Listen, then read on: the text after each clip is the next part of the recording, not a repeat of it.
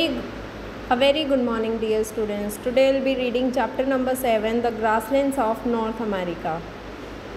Here in this chapter we'll be reading these points: what is a grassland, location of the prairies, climate and vegetation of prairies, agriculture and industry in prairies, and life of the people.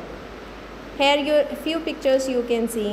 Now let's begin. The pictures above show some grasslands in North America. They are in prairies. Observe them carefully, ध्यान से देखिए इन्हें. How would you describe these places, आप कैसे describe करेंगे. In different pictures you can see different kinds of grasses. यहाँ आपको green grass नज़र आ रही है. Here it's little golden and here you can say it's like burn dry, जैसे जल गई है.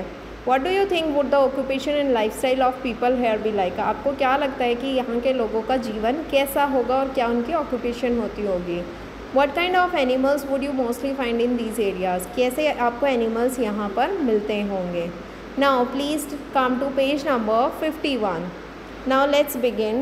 Rolling grasslands. There are certain places in the world which receive less rainfall than others. हमारे पूरे संसार में ऐसी कुछ जगह होंगी जहाँ पे बारिश जो है वो बहुत कम होती है. Only tall grasses and bushes grow in such areas. और ऐसे एरियाज़ में क्या होता है, बहुत लंबी लंबी घास और bushes यानी झाड़ियाँ ही पैदा होती हैं. These places do not have many trees. और वहाँ पर बड़े पेड़ नहीं उगते हैं. Such places are known as grassland. ऐसी जगहों को हम grasslands कहते हैं. More than 1/5 of the Earth's land surface is covered with grasslands. हमारी ज़मीन का जो है 1/5 से ज़्यादा हिस्सा जो है ग्रासलैंड से भरा पड़ा है. ग्रासलैंड्स अराउंड द वर्ल्ड, पूरे संसार में कितने ग्रासलैंड्स हैं उनके यहाँ पर नाम दिए गए हैं. In different parts of the world grasslands are known by different names. For example, prairies in North America, pampas in South America, steppes in Russia, veld in South Africa, downs in Australia and savannas in Central Africa. ये कुछ important grasslands हैं and where they are located. Let us read in detail about the prairies situated in the center of North America. आज हम detail में पढ़ेंगे prairies जो north America के बीचों बीच लोकेटेड है. Prairies of North America. The word prairies is a French word which means grassland, meadows or rolling plains of grasses. जो word prairies है ये एक फ्रेंच का शब्द है जिसका मतलब ग्रासलैंड होता है. मिडोज़ यानी जहाँ दूर दूर तक आपको घास ही देखने को मिलती है या ऐसे गोल प्लेन्स होते हैं, घास ही घास नज़र आती है. It is a huge stretch of grassland covered by miles and miles of grass in the center of the continent of North America. Huge stretch यानी एक दूर तक किस चीज़ का फैलाव है, सिर्फ घास का. Only grass you can say. दूर दूर तक, मीलों दूर तक आपको सिर्फ ग्रास नज़र आएगी नॉर्थ अमेरिका के कॉन्टिनेंट के बीचों बीच जो कि प्रेरीज में है. This grass here remains green in the summer season. और ये घास जो है समर्स में ग्रीन रहती है and turns brown in autumn, और ऑटम में ब्राउन हो जाती है, सूख जाती है. Now location where prairies is located in North America, that you can see on page number 52 given in map 7.2. Please turn your pages and you can have a look. This is the map of North America continent and here this green part you can see that is prairies. That means it's a greenland. Please come back to page number 51. The prairies form a triangular area covering the states of Alberta, Saskatchewan and Manitoba, down through the Great Plains to southern Texas in USA and stretching to Mexico.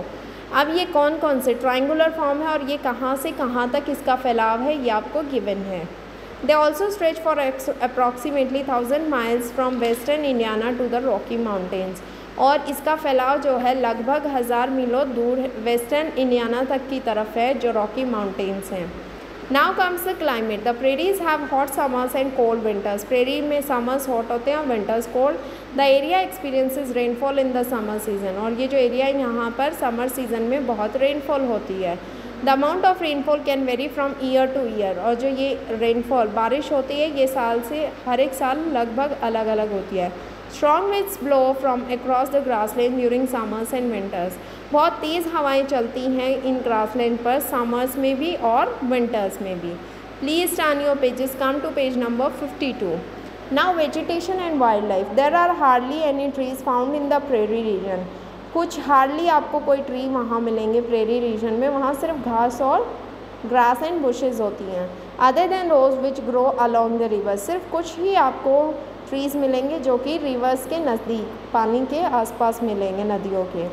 This is because the climate here is not favourable for growth of trees, क्योंकि वहाँ पर जो तापमान होता है वो favourable नहीं होता है ट्रीज़ की ग्रोथ के लिए। Grasses grow very fast in the spring season and change into hay in the autumn season.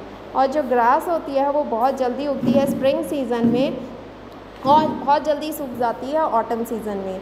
In early times the prairies were covered with thick toll grasses. पहले के समय में आप देखेंगे प्रेरीज जो हैं वो बहुत मोटी और लंबी लंबी घास से कवर्ड हैं। It use to be the grazing grounds of bisons. ये क्या है? ग्रेजिंग ग्राउंड्स था बाइसेंस के लिए। You can see bisons are given, they are kind of animals in prairies. They are given on page number 53. Here you can see they are grazing in those grasslands. Now with the coming of the Europeans, this entire area began to be converted into farming land. जब से Europeans यहाँ आए हैं ये पूरा area जो है farming land में कन्वर्ट कर दिया गया है, लोग वहाँ खेती बाड़ी करने लगे हैं। This area gets little water from the rain. और इस एरिया में बहुत ही कम बारिश होती है। So the main sources of water for irrigation are the Mississippi and Missouri rivers that flow through this area. So irrigation के लिए यानी सिंचाई के लिए पानी खेतों में कहाँ से आता है? ये रिवर्स है मिसिसिपी एंड मिसूरी जो वहाँ से गुजरती है, वहाँ से खेतों में यहाँ पानी दिया जाता है। So your homework is you are going to take a reading of this chapter till here and underline these important points and learn them and try this exercise quick practice. As I had already done it, you can try it yourself also. Thank you everyone and have a good day.